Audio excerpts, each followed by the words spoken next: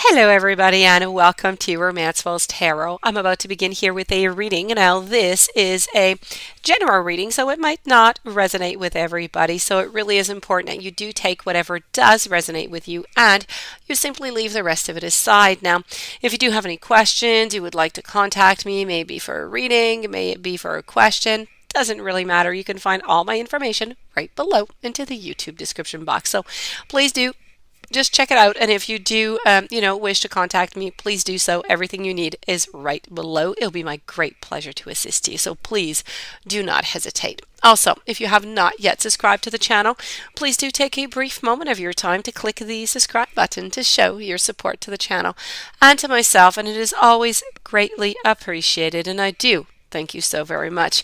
So with no further ado, let's begin this reading. These are messages. They are warnings coming from Spirit for you. I have 3 of them. Take what's good, leave the rest aside as usual. So let's begin. Our very first message is with the Silver Sisters. And then we have Beauty and the Beast, and we're going to conclude with Once Was Innocent. So let's start with the Silver Sisters. Now this is about taking time, okay? You need time to take that protection from toxic thoughts and energies around you. Yes, look, I'm going to show you a little bit closer because they're looking at you. This is the point of this message of this card, okay? These sisters are looking at you and they're not very kind. They're beautiful but not kind. But it is not to fear. It is an indication that it is truly time for you. Time for what? Time for you to clear, time for you to ground, time for you to balance, to protect. These fairy sisters, they seem quite beautiful, quite glamorous, yet sadly, they are here to warn you. Yes, they are. To warn you of energetic attacks through the form of harmful words and thoughts that I directed towards you right now. Now, this does not create victimhood, but it is a call to understand that the malice of others does have an impact if we simply do not take the necessary steps to clear, to ground, to balance, and to protect ourselves each day from them and others like them. Now, there are those in the world who talk of us quite badly, who use their words in, let's say, jokes, right? And they jest, but who say one thing, okay? Who's going to say one thing to your face and whisper another behind your back? They do send out energetic poison in their gossip and their nasty talk, and it can have quite an impact on your energetic health, and it is not in peak condition. So you need to thank these nasty people here for reminding us to keep ourselves quite well. When the Silver Sisters turn up in your reading, it is not time to become fearful. It's not time to become paranoid, but to know that it is the nature of so many people to ensure that they feel better about themselves, but by talking badly and thinking badly of others. Now, this is the true meaning of psychic attack, if you will. So, if they have visited you, these people, you are being asked to create more energetic protection in your life, to seek out the barbs and arrows and jealousy and envy that may have taken root in your energy field, and to gently remove them. It's also time to be very mindful of your own words and to clear that gossip, those negative thoughts about others from your mind and your heart. Now, it is time, okay? It is time to approach your energy work, but in a disciplined way. Each day until it becomes a second nature. And when learning the lessons of this message from Spirit, it can be a short step away to feel victimized. It could be about feeling harassed or even picked on. It's taking all the necessary measures within the law and the bounds of what you understand to be right to protect yourself, along with moving through an attack without being touched, because you have strong protection. You have that good psychic health that's supported through practice and discipline, and you are sensitive, and because of that, you have to trust your instincts and your ability to discern what is truly taking place. Lies and harmful things might be possibly said, yes, but don't retaliate. Take action on your own self. You will not be hurt when you realize that the weapons of attack have nothing to do with your personality.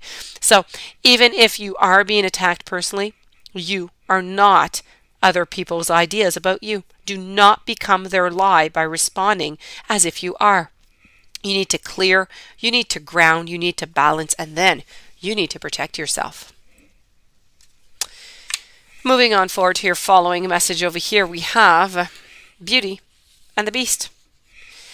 And our Beauty and the Beast over here is about, how could I say? It's about unconditional love. And that is beauty in itself, is it not? So, unconditional love here. When you receive this message by Spirit, we all have within us that ability, right? To tap into that profound source of grace and blessings and unconditional love. When we feel its grace within us, it's a blessing not only to others who receive it, but to we who choose to experience it. It's being filled with love that can help us to heal and can assist us in finding beauty in all places. It can allow us to enter into life, know that love when it is given as a kind of business deal, if you will, okay? You give to me and then I'll give to you.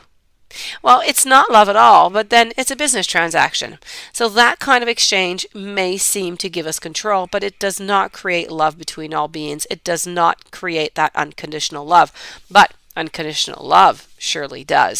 So you need to consider that you can see with everyone that you encounter, indeed, every being you encounter, a spirit being, someone who has that spark of soul life within them.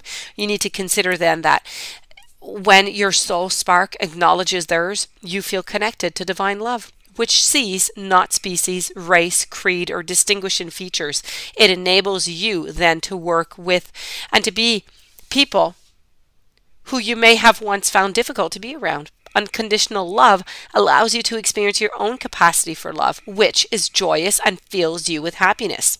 So to dismiss, to be in retreat from others because of difference or cultural beliefs and stereotypes is really to dim your own internal source of light and to reduce your opportunities for friendships and love.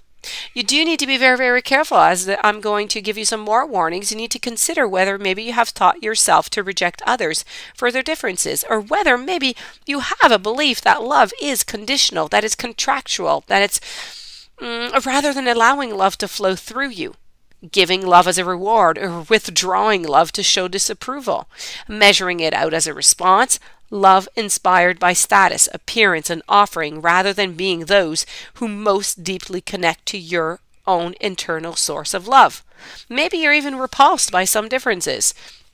Maybe you categorize people, not seeing that divine spark within them, seeing love as a physical, exclusive experience rather than a transpersonal, inclusive state of grace. This is confusing unconditional love with being a victim or allowing others to mistreat you. You have choice and you have discernment. Unconditional love is asking you to come into the divine communion with all. And we're going to complete this reading with once was innocent. And this is about knowledge. Just means everything. So once you did not know the truth that your heart belongs to nature, that you were born innocent and that you're going to die wise. And this is the true natural law. It's the way it goes. Once you did not know, but now you do. And now you do know. You must decide what to do. So now that you know, what are you going to do, I ask you? For there is a choice. Where once you were told and you believe that there was none, that you must grow old and you must die, that you must work hard at something that makes your soul shrivel or simply, tolerate it, that there is nothing that you can do, for this is the way of the world. So what are you going to do? If you're courageous, you can now become who you truly are on every level. When you accept this part of who you are and you accept that this magic that you have experienced is natural, it's good, you are going to grow stronger, more fearless, more calm, more effective, and you are going to draw to the people who can echo back to you these beautiful truths that you have found. You will no longer mind not fitting into that realm that you always feared living in, and you will know that you can find your own path, tangled and wooded as it just may be. And this does conclude your reading. I do hope that you enjoyed. I do hope that it brought you some interesting messages that you'll be able to use. If you have any questions you would like to contact me, please do so. All my information is right below in the YouTube description box. In the meanwhile, I wish you a beautiful day. Thank you for being there, and I will see you tomorrow with new messages.